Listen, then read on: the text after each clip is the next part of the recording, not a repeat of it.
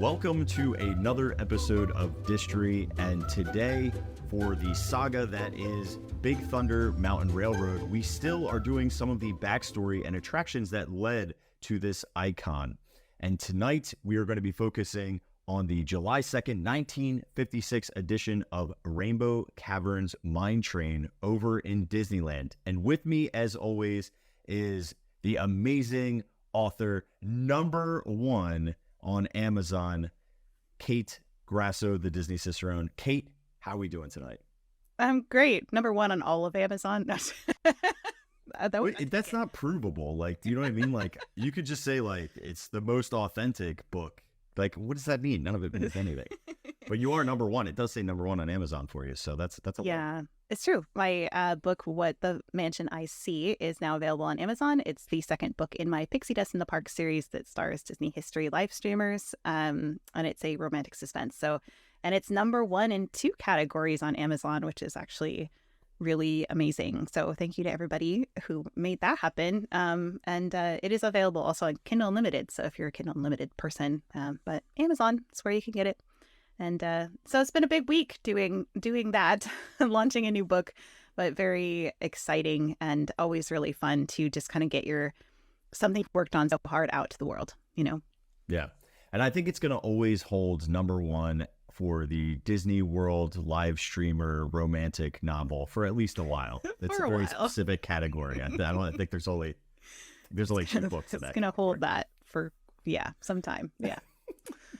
But I am excited to talk more about Rainbow Caverns Mine Train tonight. And we did start this a little bit last week at the end of our episode, just kind of giving a brief overview of it. We'd also talked about the Order of the Red Handkerchief, the club, one of the oldest clubs in Disneyland that was from the miners that used to work Rainbow Caverns Mine Train. And it's still around today. And I won't go through all of this again, but this is essentially a slow-moving train ride through the painted desert, and Rainbow Caverns is where we're headed tonight.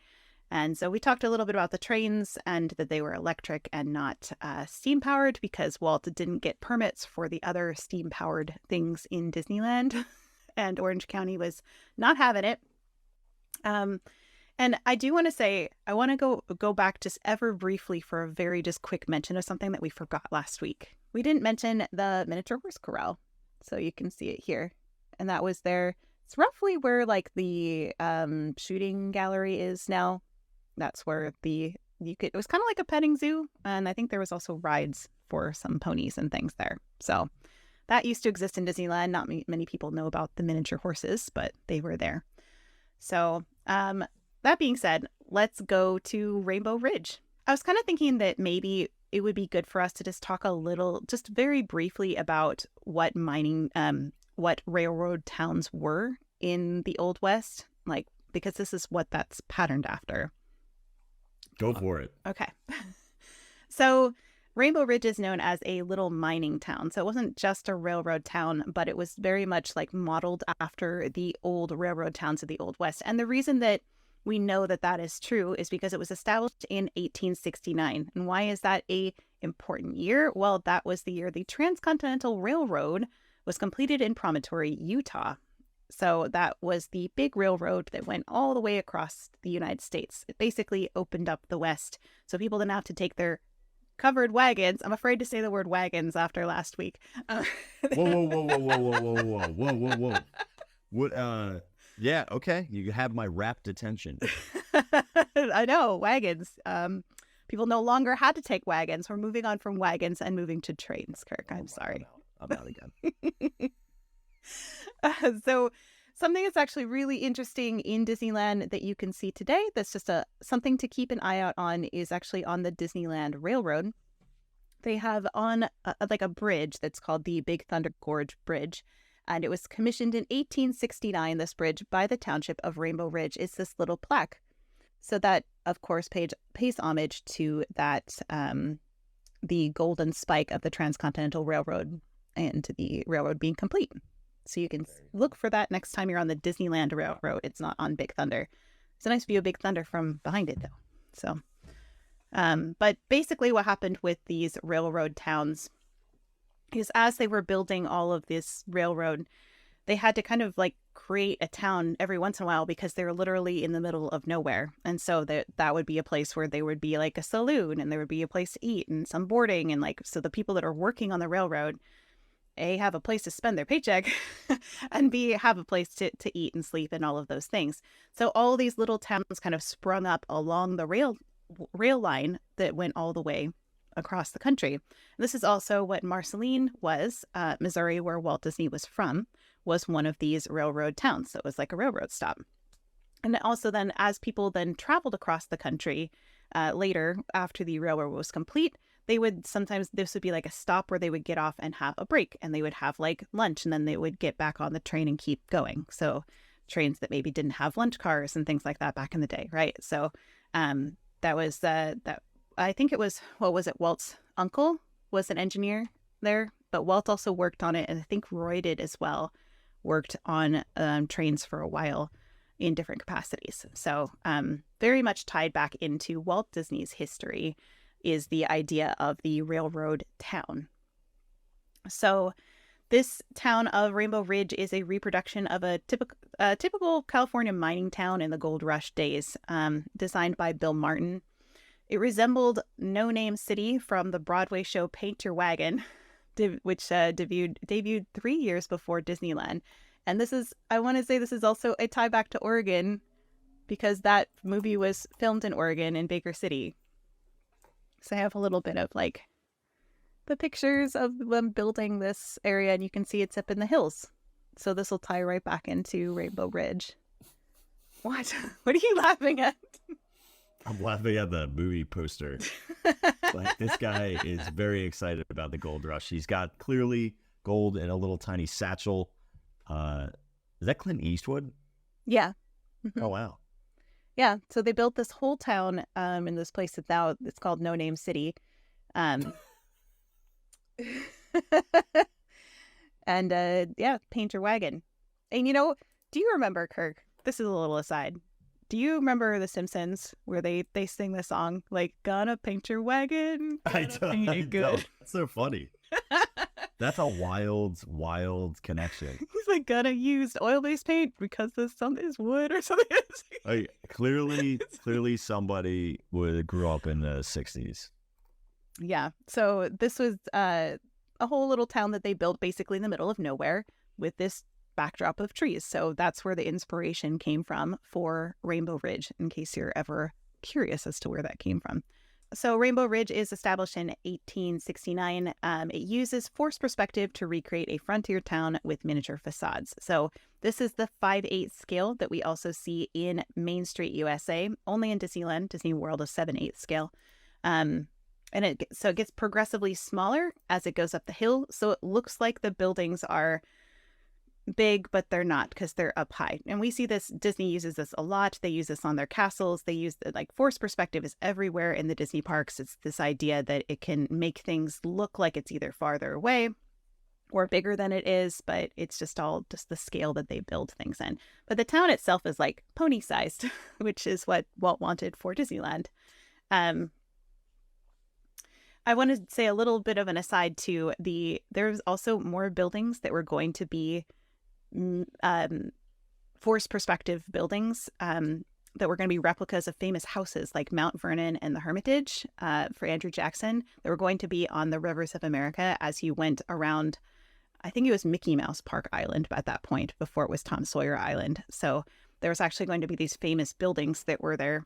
And we see that in the really early park map before Disneyland opened. You can actually see those buildings there. So the idea of having miniature buildings all around Disneyland was kind of there from the start, which is what I'm going for there. So back to Rainbow Ridge, a lot of the buildings featured voices and music coming from the buildings, which we'll get into Big Thunder Mountain today. But if you're familiar with the Rainbow Ridge of today, that still happens now. The buildings that we have Pat Casey's Last Chance Saloon, with a dentist above and has a tooth hanging outside the window, which, do you remember, Kirk, when we talked about in our Phantom Manor series and we talked about how they had to hang things outside the windows because people were not literate? Yeah, right. So this is kind of that same idea, is that, people maybe didn't have a lot of education and they couldn't read signs, so they would just hang a giant tooth out the window, which is also funny because they didn't really have dentists back then. Wasn't it like the barbers were the dentists? Yeah. So they took a little bit of like liberty there. That's not necessarily historically accurate. They also had the El Dorado Hotel and Barber Shop. So they did have a barber shop too and a dentist, which you can kind of see here. This is the El Dorado Hotel. And the barber shop's right next to it. They had a lot of hotels. I love that El Dorado one said it was from 1870. They had weekly rates and clean beds was a sign that hung outside of it. They also had the Rainbow Ridge Clarion and the Rainbow Ridge Hotel. And the Rainbow Ridge Hotel is the one that's up here in this picture of my mom. That is crazy. I know. And this is from 1956. I said 1955 last week, but this is actually 1956 because that has Rainbow Ridge in it, and that didn't get built till then. Other things we have is an assay office, which is mining claims bought and sold. So if you want to go claim your spot to try to strike it rich. Rainbow Ridge General Store, plain and fancy dry goods. Later it became the General Mercantile, so it kind of changed its name. Something that's really interesting that they have here up on the hill is they have a little white chapel. You can see it up there at the top.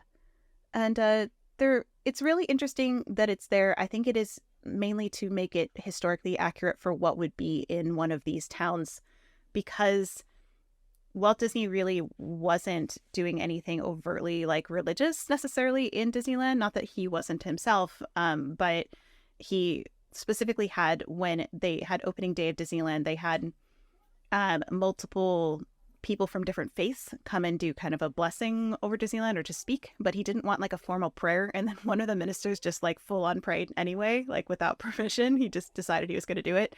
So that happens in Disney's opening day. But I think it's really interesting that there is a chapel in Disneyland, which also was back in that opening day map. If you look, so this is actually not opening day. Sorry. If you look back in that pre-opening Disneyland one, you can see right at the top there's a tiny little white chapel. So there was always kind of this idea of a white chapel floating around there. The other things that are there is Mother Murphy Meals and Rooms, and also Miners Hardware. So you can see the Miners Hardware is right there. So just another two quick notes about Rainbow Ridge and we can move on. One of the things I love most about Rainbow Ridge is that Lillian Disney, Walt Disney's wife, was so fond of this town. She loved it. And so in the evenings, they would stroll arm in arm along the sidewalks and the pathways for Rainbow Ridge together. So I just love that. Usually when they spent the night in the parks, that's when they would do that. So it's like their evening stroll was in Rainbow Ridge. And there was also something really interesting that happened in line here, because I'm kind of in like the loading area, right, for this attraction.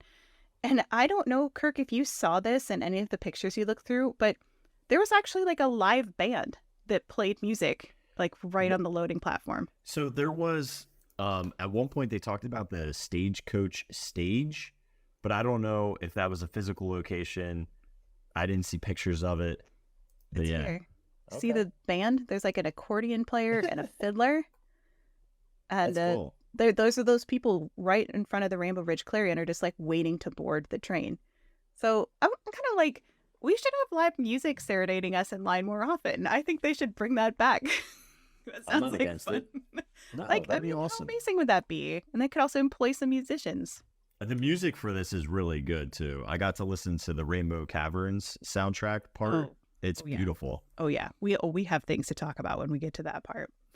So I think that's all there is for the Rainbow Ridge loading area, at least that I have found, unless you have anything else to add. Mm-mm. So I think at this point, we're going to hop on the train. So the mine trains were part of the Rainbow Mountain Mining and Exploration Company, the classic RMRR. You know. Right. That doesn't actually go with that. Right. I don't know why. It's Rainbow Mountain, because where's the extra?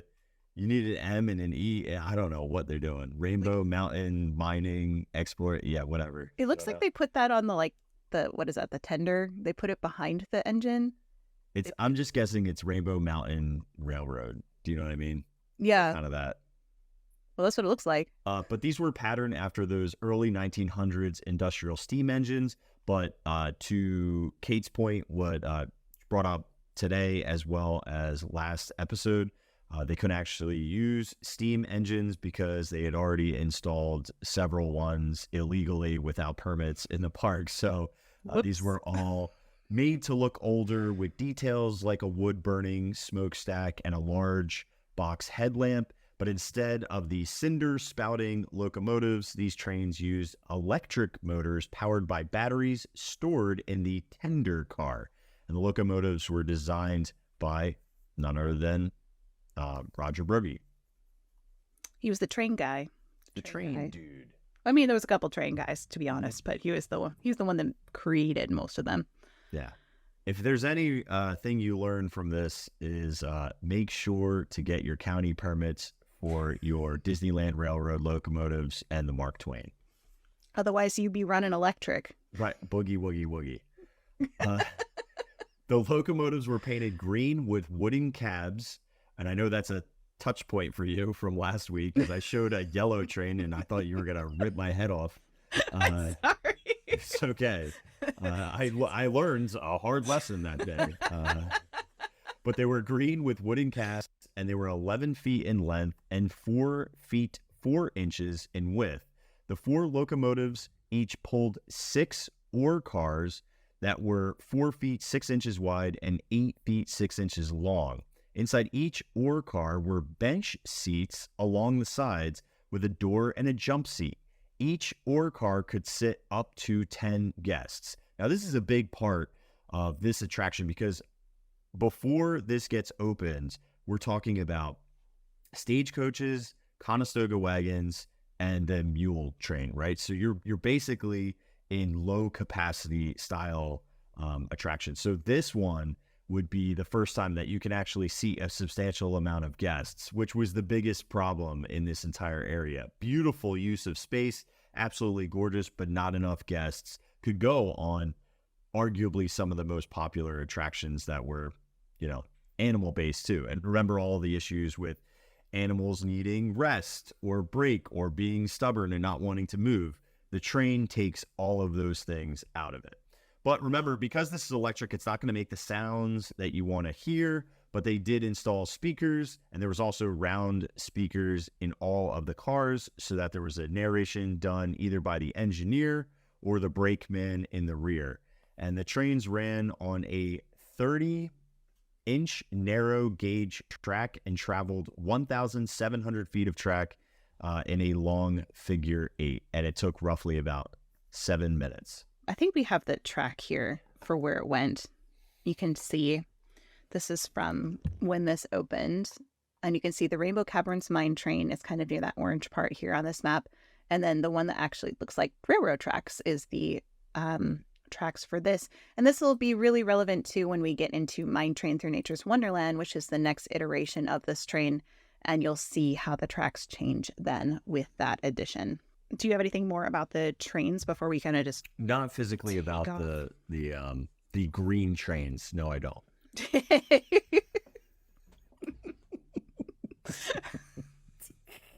It's such a pet peeve for me. I'm so sorry. I didn't mean to be so mean about it. Don't, because I'll never bring it up again. I've scarred you for life. Now, okay, hang on. I do have an overview just in general. Now, this is technically, this adds more locations because it's going to add all the iterations that come later on with Nature's Wonderland.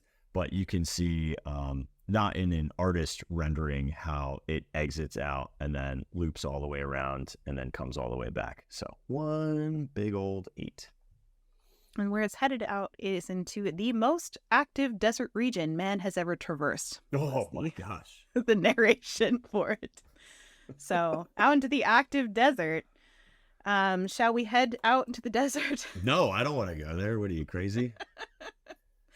It really was just like dirt and mud with some rocks. Like, yeah, really dirt, mud, rocks, and some sparse plants, I'm still trying to read what this sign says. I still don't know. It's just like almost like a brackish water like pond, and I think it has something like, Yeah, don't drink this water. that's the sign that says like somebody poisoned the water hole. And then they poisoned the water. No, I'm not even kidding. That's No, exactly it really what is. that's what that sign says. Like that's not a joke. Like people died, Kate. I'm not laughing at people dying. No, here just because you're. Here you go. Here's another picture, and I did find a close up of the sign. It says, "Look at this. The watering hole is something poison. Like illegible. Do it." Yeah, but then there's like a bunch of like bones. There's a bunch of bones in here. Lots of camel bones, femur bones. This water is clearly not safe to drink. I think is what they're it is trying to communicate here. It's not potable.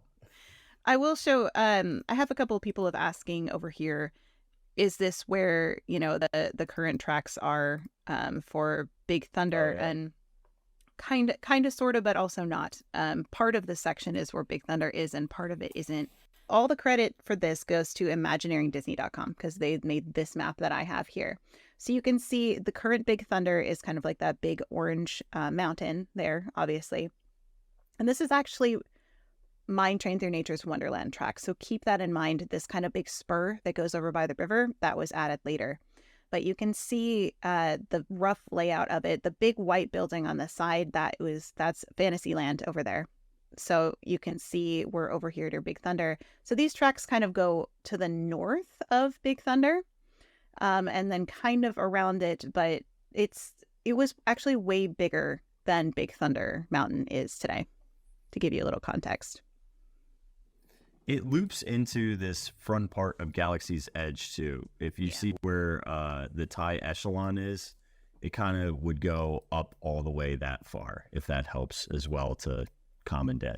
Well, you can That's like where the desert was. The desert was up there. Yeah, the living desert is it's really interesting because the living desert was actually before they built Batu, they did have rocks that used to be in the living desert that were still kind of there, so you could still see it. But now, since they put that addition in there, it's all changed in that area. But nothing is the same. No. So into the desert, besides the brackish water pond, trains passed by Coyote Rock, Elephant Rock, a Natural Window Rock, and Inscription Rock. So they actually had names that they would tell you about which rock is which. You can see all the natural rock formations that they clearly made for this one. And they also have trails to Horse Thief Canyon and Dead Man's Spring are also around in this area, because you have to remember that I don't want to say it, wagons, the stagecoach, the mules, and Rainbow Caverns Mine Train were all kind of in the same area, and Bill Martin had to figure out how to make them all kind of work together, right? So this Painted Desert area was not home to one attraction, it was home to four. So they had lots of different trails and things to look at and all that stuff. There's another view of the beautiful rocks. You know how I love rocks.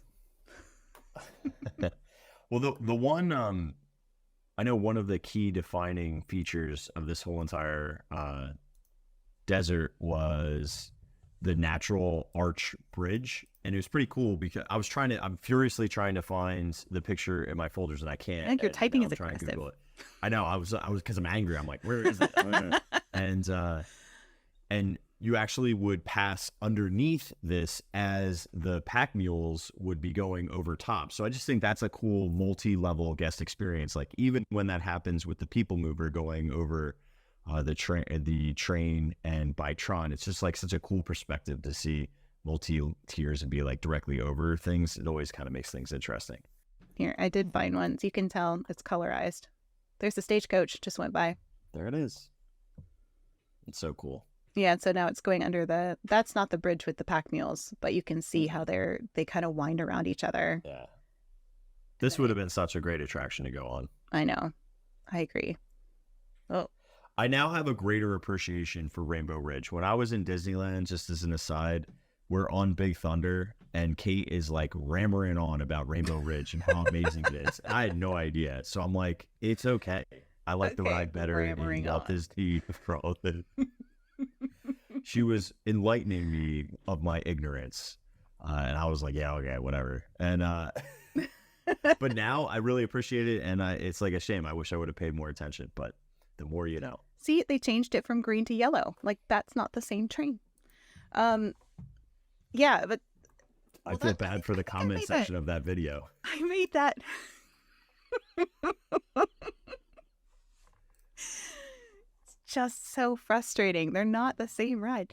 I will say that I think I made that comment about Rainbow Ridge. Why I was yammering on about Rainbow Ridge, as you so kindly put it, was because you'd said something about Big Thunder being better in Walt Disney World, like the yeah, that's what I said. And that's I was exactly like, what I said. You were like, but it has Rainbow Ridge, and I was like, oh, I don't even know what that is, dude.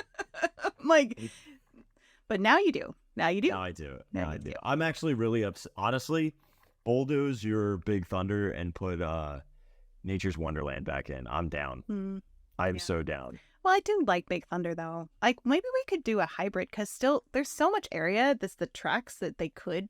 The tracks are still like halfway there. They could just restore them. Yeah, just restore the tracks and like have it go around. It's like a slow one, and it goes kind of around Big Thunder, and you can get rid of all of Galaxy's Edge. We already have that in Disney World. I don't think Disneyland people would be up for that. I don't really. Are they big fans of Galaxy's Edge? Oh, yeah, of course. Okay. Star Wars people. There's nobody there. It was empty every time I was there. I was like, where is because it's in the back of the park and nobody wants to walk all the way back That's there. what I'm saying. Is like, if you love it so much, why didn't you walk back there? I don't do it because I go to the one in Florida. And so I don't need it. And that, Your Honor, I rest my case. That's my closing argument. I'm out of state pass holder. I'm not local. And if I never went to Florida, I'd be sad to lose it. So just saying.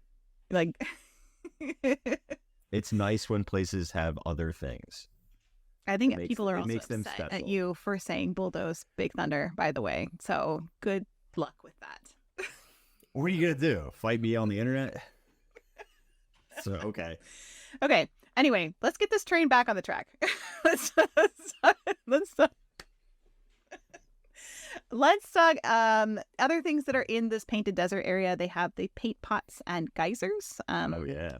So these are really, I think these are colorized. I don't think this is actually necessarily what it looked like, but they did have the paint pots there. If you're not sure, if you don't know what paint pots are, if you've never been to somewhere like Yellowstone, it's basically seismic, like geothermal mud that like the gas bubbles up through it, and then it makes it like pop, and like those are like mud pots, and they also call them paint pots, and it's just basically hot mud that bubbles is what it is. And they also have some geysers here, kind of like the geysers in Yellowstone, kind of sort of. Actually, the rainbow effect that they have on the ground there actually looks very similar to some of the things in Yellowstone, because they have very colorful geyser areas. They also have that natural bridge, which you talked about, with the pack mules crossing on top. So interesting thing about that, the train engineers were taught to not blow the train's whistle when mules were above the train, as to not startle the animals, which seems logical, but I think that probably had to be put into the training at some point. And they would say things like, keep a sharp eye out on the trails, folks. You might see some of your dude relatives from back east. Which is such a West thing to say. That's what I say, is like people from back east. So, have you even heard that before, Kirk? That back phrasing? East? Back east. Yeah, that's what we say here. They're from back east. No, yeah. Nobody says that. It's like a thing in the West. That's what we say. It's that they're from back east. No, nobody says that. There you go. You found it. There it is. Huzzah. Wow. They also say this natural bridge was made by centuries of rain, wind, and sandstorm. Of course, Mr. Disney helped nature along a little. But since you're already there with the cacti, that's one of the gags they had here, was the cactus trying to hitch a ride. They'd say, keep your hands inside the cars, folks. This is cactus country. This one always tries to stick us for a ride. It's like the Jungle Cruise, but not. It's like Western Jungle Cruise jokes. Yeah, I think he's a training nurse, because he's got all those needles with him. Nah. They also have other cacti. Did you run into the seven dwarfs ones? Yes, I have run into the seven dwarf ones. The seven dwarfs ones are hilarious. I'm still trying to figure out which one's which. I can't tell. Really... It's like, what is that? Is that hair? I have no idea. Yes. One of them has like, they use the flowers kind of. This one has a big nose. So this one has arms that reach out. This one looks like he's got some sort of hair and he's like has his mouth open and his arms are extended. It's very interpretive here. Yeah, these two have kind of like long hippie hair. Big noses. And then I don't even know what these ones are. And I feel like the big one maybe is supposed to be Snow White or something. It doesn't look anything like them. No. No. I don't know. See, other people are saying back east is a thing. Thank you. I feel vindicated. I feel like because my mom was from Pennsylvania, so maybe it's like a thing that came my parents. You know what it is? It's because I don't live in the West. Yeah. Like I maybe if I was a transplant, then I would say something else. But you know what? Do I say back north? I don't really. I just go like New Jersey or Philly. Yeah, like right. No, you know what I mean? I think it's specifically a Western thing because I kind of wonder if it was from this time when everybody migrated to the West and they would just say back east, right? Like back where we came from. And I wonder if it just got stuck around. So I have to look up the etymology of that because I'm really interested in how that got started. Did you run into the tiny little cabin, the Tales of the Tiny Cabin? No. This was such an oddity. And I was like, what is this thing? So it's this like miniature cabin that's super small. It's not even like forced perspective. It's like, it looks like it's like a dollhouse kind of cabin. Weird. Very small dolls. Tiny cabin. So there's a theory that maybe it hid some control valves for nearby paint pots or geysers. So maybe that's why they just like, we'll just make a tiny cabin and like cover it. That's a possibility. The narration said no one has seen the prospector for a long time, but watch out, he could be around any corner, and he was known to have a nasty temper. So this was made to like make the little kids a little bit scared, add a little tension to the ride because it was pretty just a slow moving train ride past those weird looking cacti. So I have something that a guest recalled from it. They said that was something that always seemed goofy in the narration. The cabin was tiny. I can remember friends and I used to joke it must be for one of the seven dwarfs doing a stint as a prospector. Yes, it was tiny. There was not much else said on the narration other than something about no one had seen the old prospector for a long time. It never made sense to anyone who was over the age of 3 or 4 that anyone real might have had that domicile. It was a fixture on that ride for as long as I still was going on it. I used to think it was the size for a good pack of squirrels to live in. It was that little. They were thinking about Mystery Prospector using it for his digs, and they used to envision it as a whole underground set of tunnels leading off to the mines under. So like they would make like their imaginations would create stories about this miniature prospector that was definitely do that. Yeah. So it's really interesting that this little oddity that I don't think anybody has ever talked about or heard about in Disney history. Like this seems very like the people who went on it kind of remember it was there, but otherwise it's just kind of been lost. It's like what was up with this tiny little cabin? Well, how long have they had the Disneyland little the man in the tree? I don't know what the phrasing is. Little Man of Disneyland. Yeah, how long has he been around? Well, the book came out before the park opened because the book is all about him like having to relocate out of his tree because they're building the park. Okay. So the legend of Patrick Bagora, who's the Little Man of Disneyland, is from, I want to say 1954. I have to look it up. But they didn't add the tree until it was kind of like a later on like D23 thing. I want to say 90s, maybe early 2000s. It was not early. So it was definitely like, we're going to bring back this Little Man of Disneyland and like give him a home in the park. I didn't know if like there was just like tiny houses everywhere. Well, I mean, kind of. Walt was into miniatures. You think of Storybook Land canal boats. We got miniatures there. Yeah, that's true. So the idea that it's like maybe there was going to be more miniatures, or maybe like this was meant for somewhere else, or maybe they're like, we'll just stick it in the desert. Peter Pan. Peter Pan. There's all those miniatures. If what For I don't know if London. they'd have yeah, they probably wouldn't have an Old West one though. No. No. But yeah, anyway, so Tale of the Little Tiny Cabin, that's all the information I have on it, unfortunately. So if anybody knows anything about this tiny cabin and what was maybe under it or in it, I would love to know. Squirrels. Squirrels. Other things they had is that at the base of these distant buttes, an old coyote has set up housekeeping. There was not very many animals in this attraction at this time. You usually think of this train ride as having a ton of animals. That doesn't come until we do Mine Train Through Nature's Wonderland. So there was a couple of coyotes that really didn't do much. I heard there was like a pair of foxes that weren't even looking at each other, and Mark Davis like repositioned them to look at each other, so they were more interesting when he came around. But for being the Painted Desert, there was actually like shockingly few amount of animals there. I will say that there's also the sandstone buttes with tiny pueblos on top. Did you see those, Kirk? No, where are the pueblos at? They're here. You can see them on top of the buttes here. There's right on the top. Is it right here? Yeah, those little structures. Oh, okay, right there. Kind of like Mesa Verde, if anybody's been to that national park. Mesa Verde has on the top, there's also cliff dwellings that are built into the side of the rocks, but they have these old dwellings that are, you can still go and visit, and they're still there. Then they're on top of all the buttes there. Also a very dangerous place to be in a thunderstorm, which I found out. It was terrifying. I was there when I was like 11. How do they get up and down? Up and down from the butte? Yeah, I'm serious. Yeah. Climbing, ladders, tunnel work. Well, they're not that small of buttes in real life. They're like gigantic buttes. No, that's what I'm saying. Like, if you lived up there, like, do you know what I'm saying here? Like, how do you get down if you needed to get down? How do you get up if you need to get up? I don't know. Maybe there was a side that was easier to climb than others. I'm not all the way up on my Pueblo butte building knowledge. So, I don't even know why I'm doing this podcast anymore. Quit. Wooden ladder.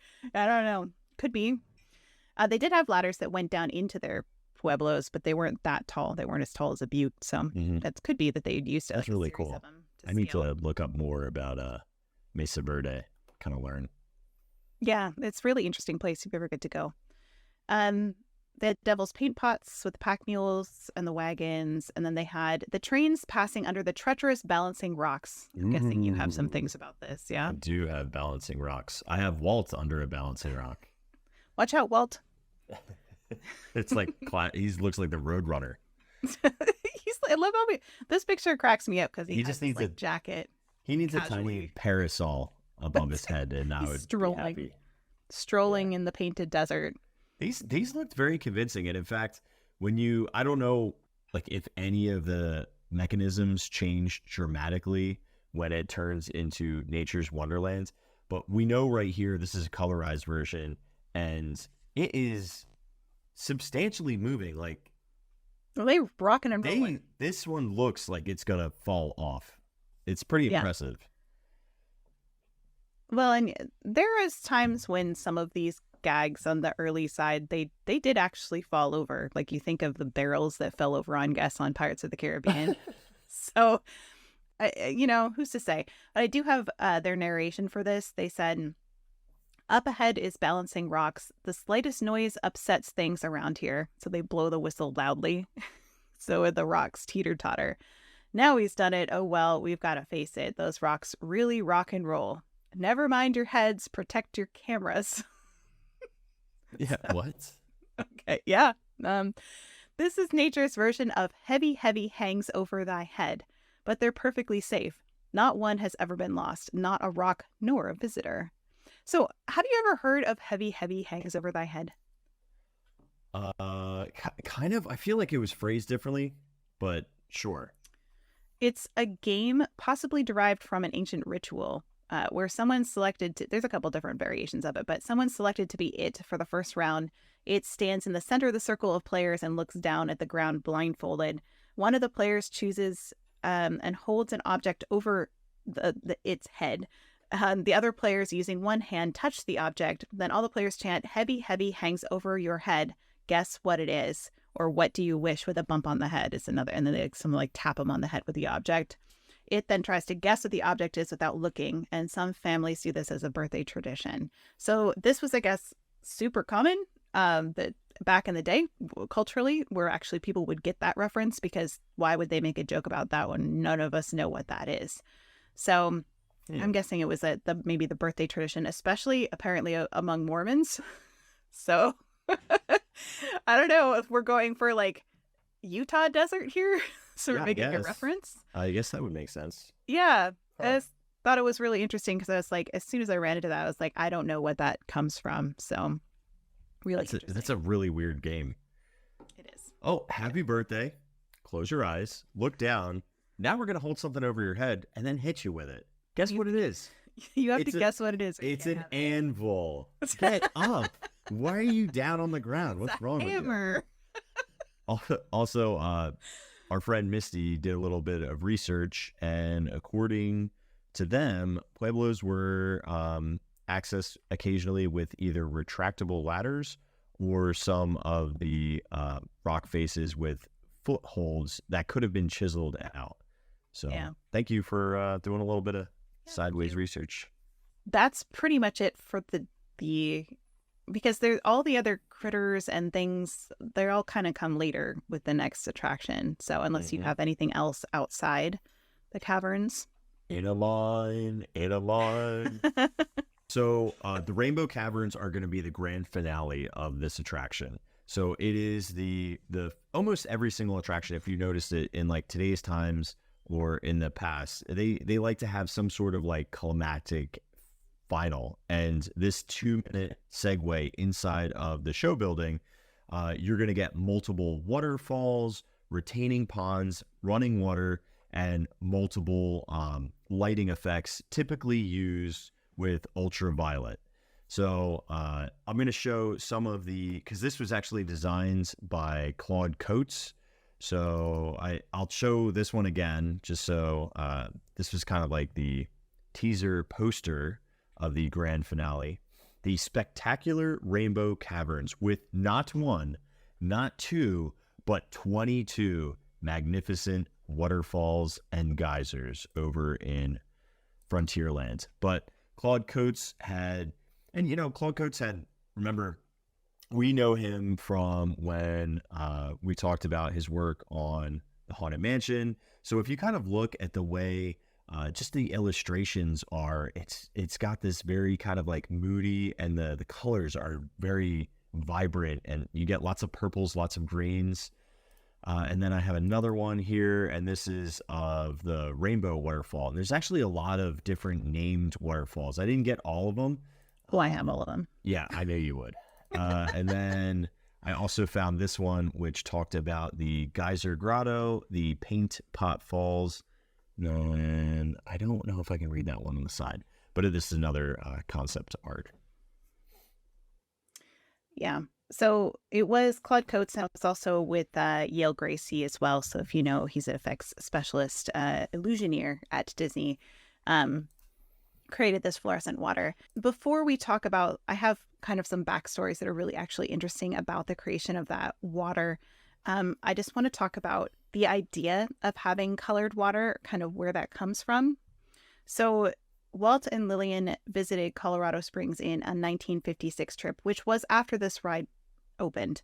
But however, this was still around before they visited. So they went and visited Colorado Springs, and there they went to a waterfall that's called Seven Falls, and it's 181 feet tall. And it looks a little bit like this today, which is very similar to when they were there. And I do have a picture of them in front of it somewhere. But the interesting thing about those falls is at night, they illuminate it with lights to make it look like the water is colored. And they did this even back when Walt and Lillian visited. So this is a very old tradition of illuminating this water so that it looks colored as it's falling. There's even a waterfall there in Colorado Springs that's called Dance of the Seven Sisters, which then they did put that in the Rainbow Caverns as well. So there's a secondary connection to this Colorado Springs area for the Rainbow Caverns. So Yale Gracie and Claude Coates, working on figuring out this water, they used the new at the time blacklight technology that they had implemented in other dark ride attractions in Disneyland. So you think Mr. Toad's Wild Ride, you think of, there's like virtually any of those dark rides that were there when the park opened. A lot of them used that blacklight technology because it was new and really cool at the time. So Walt learned about fluorescent dyes that could go in water, and he thought it might be fun to have a mine train enter a mountain, and inside it would be a cavern filled with fluorescent waterfalls. So this idea really did come from Walt himself, and then he was like, hey, let's do this thing. So he had the dye company come out to the studio, and he put Claude Coates in charge because of his experience using blacklight in all of those rides. So Claude Coates said, this was a good example of what Walt meant by imagineering. Imagination all by itself doesn't get anywhere, and engineering all by itself isn't very entertaining, which I love that quote. So Claude Coates started with sketches and storyboards, and then made a mock-up with wood to find out how to handle the water and make it go into desired shapes, like a witch cauldron or an angel. The interior of Rainbow Caverns was pitch black. I do have a really rare photo, though, of what it looked like with the lights on, which is actually pretty neat. Let me see if I can get it closer for you guys. So you can actually see all of things hanging from the ceiling. You can see the tracks, and you can see the signs there.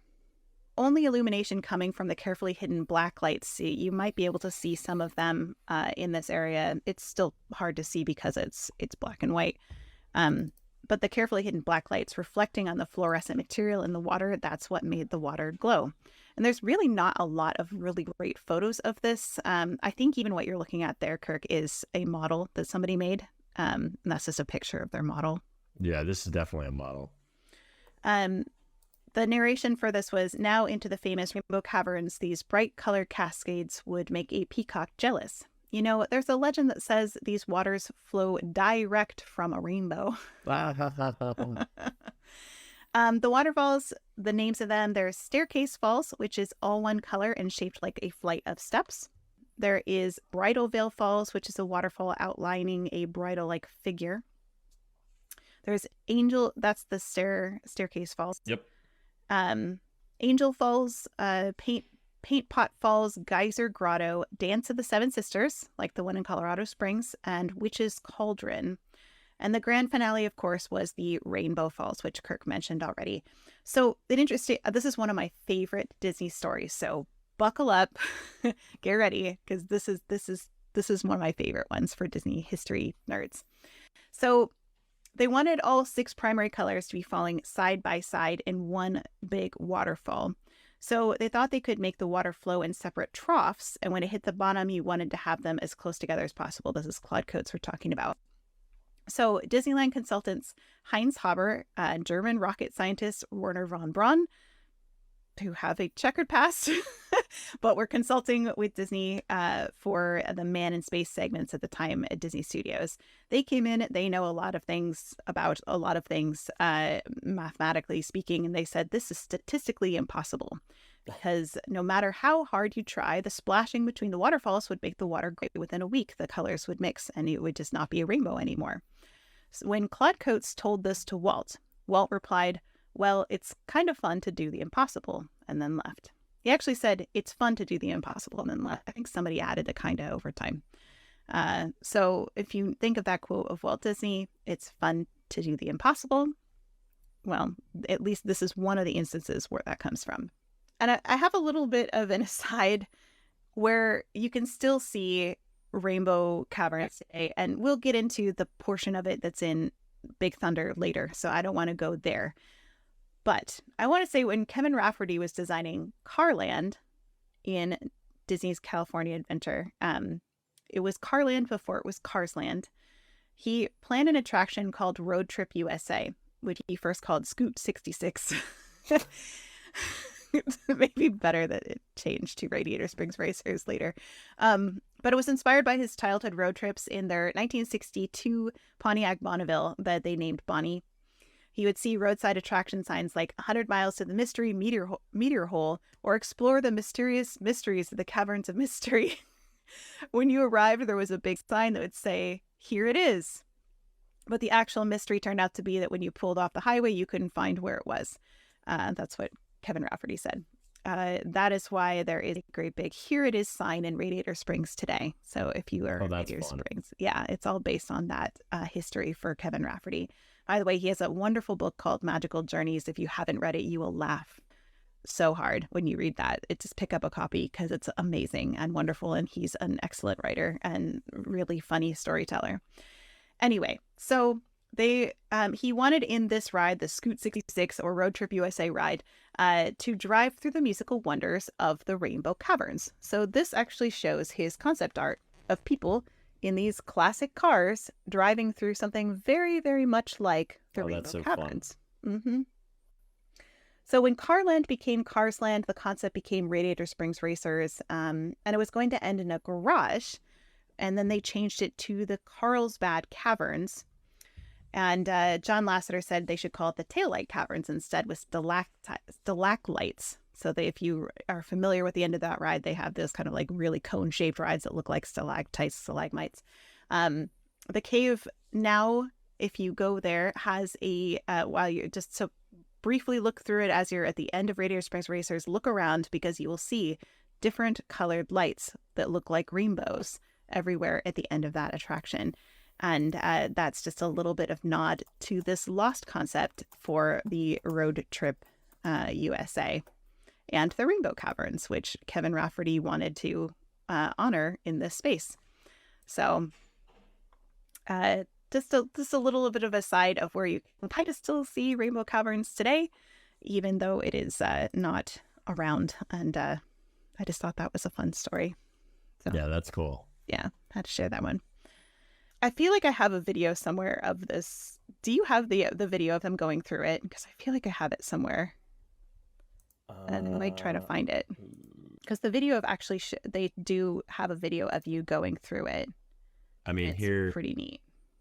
Here's the non-colorized version of it. Oh, yeah, that's what I got too. Here, you can see it side by side. Bridal Veil Falls. It's pretty cool. I mean, the amount of water that they move in this area is pretty fascinating. Again, this would be a total dark ride. It wouldn't be a dark ride because it's only a little bit in the dark, but this is so fantastic. I'm really sad that this is not around anymore. There's staircase falls. All the geysers. 22 magnificent geysers and waterfalls. I feel like we can't leave the Rainbow Caverns without talking about one of my favorite things in it, which would be the female choir and the instrument called a theremin, which is playing when you go in it.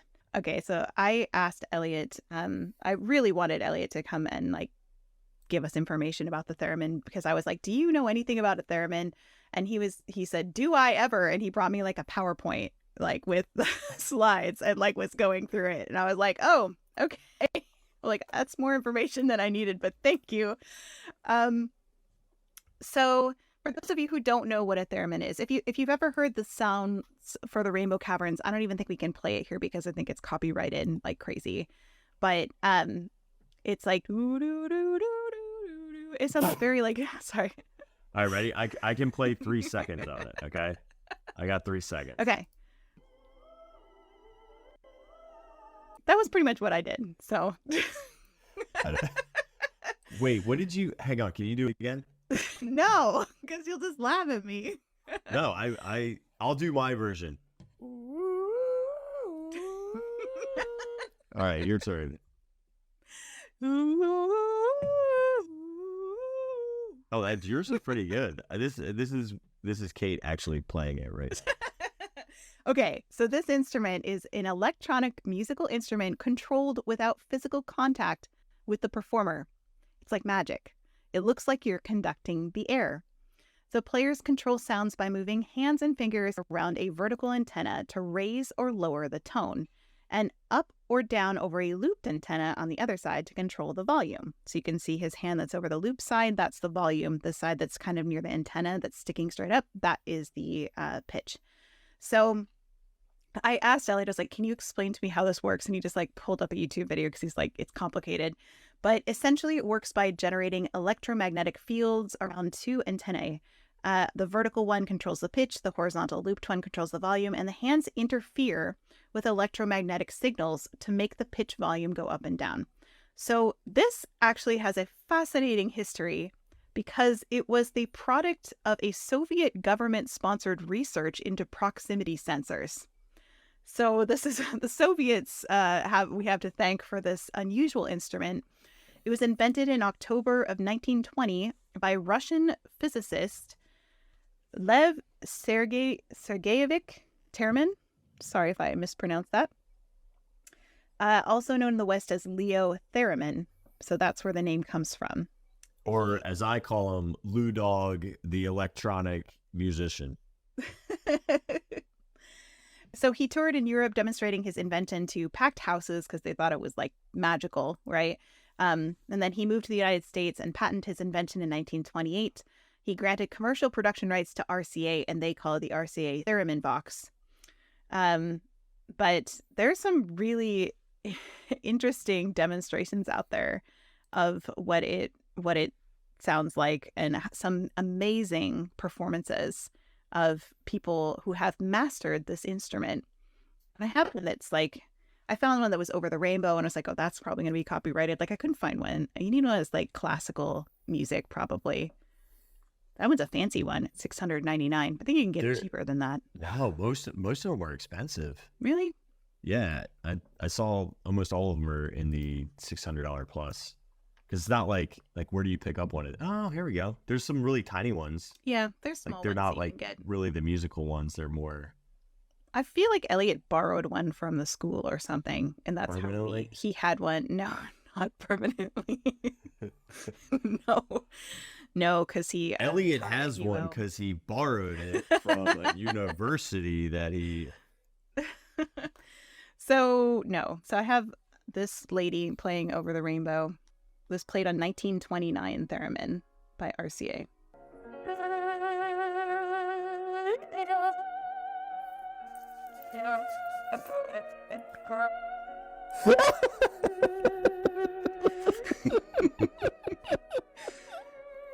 It's so ridiculous. It's like she's playing a ghoul or a goblin or a ghost. Like it's like a ghost instrument.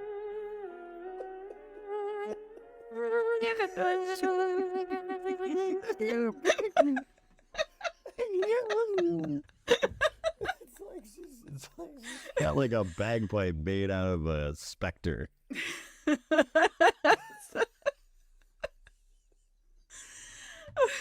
It's weird. It's a weird instrument. It's really weird. It's like, and what's funny is I told Elliot, he was giving me all this information, and I said, I think we're just going to touch on it and then like move on. And he's like, but that's the thing about the theremin. You're not supposed to touch it.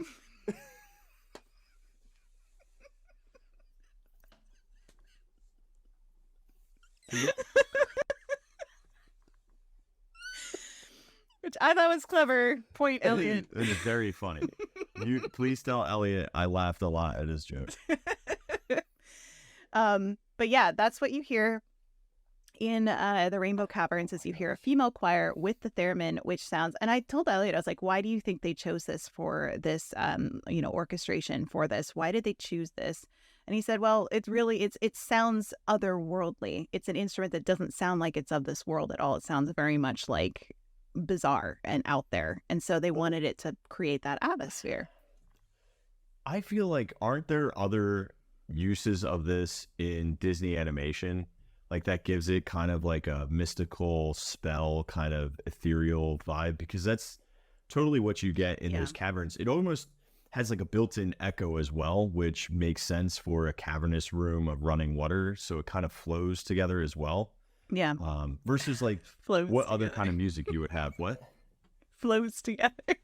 Well, yeah. This is a room full of running water. Yeah.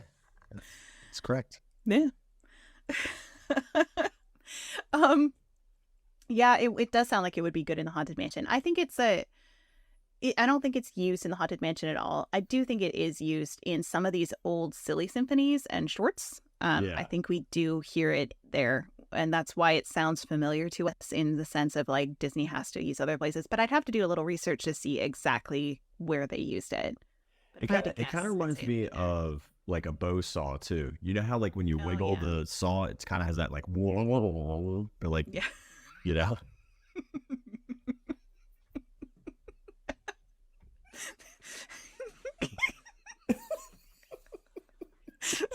making weird sounds. That's what this podcast Welcome to the episode is. This is a very serious podcast with very serious historical research.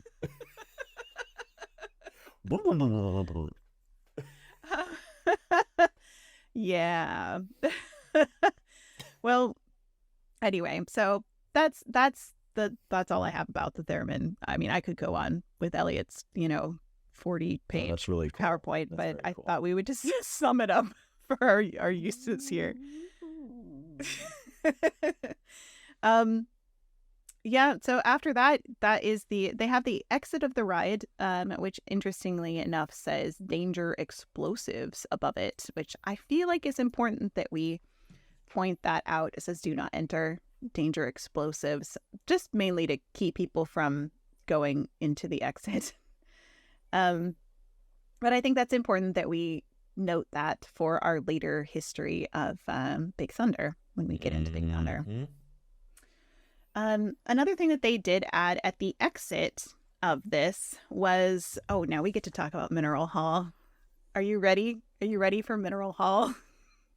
I'm ready. Let's do it. So at the exit, they put kind of like a gift shop, so to speak, that's called Mineral Hall or Walt Disney's Mineral Land, depending on what you looked at.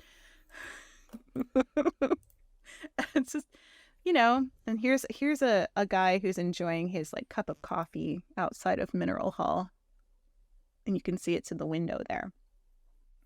So this was an idea. This exhibit shop came from exhibit/shop came from Walt Disney visiting several museums, including the Los Angeles Museum of Science and Industry. They had a similar exhibit to this. So it was essentially this gift shop at the end of the Rainbow Caverns mine train. Because the attraction featured this glowing fluorescence, they're like, hey, let's show them a glowing fluorescence that appears naturally in nature in the form of rocks. You can still buy rocks. You can still buy rocks. It's true. So the thought was that guests could exit the ride after being dazzled by the Rainbow Caverns and then go see some naturally occurring fluorescent rocks glowing under the magic of black light. So they had two sections of the shop. They had kind of like the front section. You imagine those places where your kids kind of fill a bag of random rocks and agates and stuff. Well, it's kind of like that, but they didn't fill up bags necessarily. So you could buy, this is what they look like from Walt Disney's Mineral Land for 25 cents. You could get... Oh, those are so cool. Yeah, you can get little pieces of different kinds of rock, 15 cents, 10 cents. Let me read them. So tourmaline was 25 cents. Garnet was 15 cents. I actually don't know how to pronounce some of these. I don't even know what that says because it's so small. Rhodonite, I think is what it says. And somebody who knows rocks is going to be like, that's not it, you silly person. They're like, you're going to need an amethyst and get the energy protection because you are out of whack. This is what the inside of the shop looked like. So you could see that there's big giant rocks up on the top shelf with labels for what they are. And they have these little cubbies where they have different kinds of rocks and you could look at them. So those kids are like, man, this really rocks, sir. Can I leave? But, people were wowed by the Rainbow Caverns and they wanted to go see, how does this happen? Can I take a piece of that home? Because that was such cool technology at the time. So you can still see a large portion of this building at the end of Rainbow Caverns today. So if you look at, not the Rainbow Caverns, at the end of Big Thunder today. So this is what it was. Mineral Hall looked like this. And you can see the Blacklight Corporation of America sign there. But this building still exists in Disneyland. And the best way to see it is go into out the exit of the place where you check out with your food from Rancho de Zocalo restaurant. There is you can look up and see the window for Mineral Hall still exists there. And actually don't have the new one, but this window here that says Mineral Hall is still up on the second story. So they just moved the window from the first story to the second story, but the building's still there and the railing and everything. So you can go visit Mineral Hall, but you can't buy any more rocks, sadly. If you go to Frontier Trading Company in Walt Disney World, you can buy rocks. You know what's crazy is You can buy a ton of rocks in Knott's Berry Farm. Like they'll do the geode breaking, and it's really cool. Yeah, the whole my town has a whole thing. That's interesting. One day I'm going to get over to Knott's Berry Farm. It's going to happen. So that's that for the Rainbow Caverns mine train. And I think the most important thing that we can take away from that is there's no actual mine in the mine train ride. No, there's just not water. one. There's water. There's a cavern. There's like a cave. And there's Geysers. maybe the prospector's house alludes to the mine. So the storytelling is mine, but there's no actual mine, except for maybe like the miners, like the people who work it are called miners. Hang on, there was I had one picture. There's the danger explosives thing at the exit, which kind of alludes to a mine. I don't know if any of this has truth, but this is from Imagineer Chris Merritt.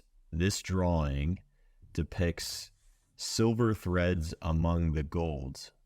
And I don't know whether or not, because it does show like Dance of the Seven Sisters, Red Devil's Falls, Witch's Cauldron, Angel Falls, Staircase Falls, Bridal Veil Falls, but see that silver threads among the gold? Mm-hmm. I don't know. Is that just the color of that waterfall? Yeah, Is that probably. just the name of the waterfall? I think it's the name of the waterfall. So then there's No, and Chris Merritt is the one who wrote that Mark Davis book. So okay. Very, very good, reliable source for Disney information. There you go. Yeah. So, yeah, I think that's it for the Rainbow Caverns. And then next week, we'll move on to the mine train through nature's wonderland. And you can finally not be afraid to show me yellow trains. Yay! And we get to go through like really funny sight gags, which I absolutely love. Mark Davis is the best. So yeah, very excited for that. Yeah, I feel like basically we just get to talk about a lot of animals. Get your muscles ready because the big book is coming out. I'll let you hold those ones up. I already took pictures of them because I was like, I can't hold that book up. I just can't do it. It's my New Year's resolution is to be able to lift that book one-handed. Well, thank you everybody for joining us for this episode of Distory. We appreciate you hanging out with us on the Rainbow Caverns mine train.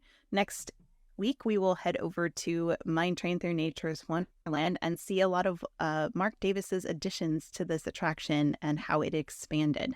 So lots of really, really fun gags and information that are coming next week. Kirk, do you have anything else to throw in here as we finish up? Just remember that your living desert can really be beautiful. You might need a ladder to get up there, though. That's true. Should be some footholds.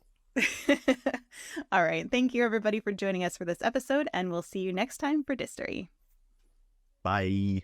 Bye, guys.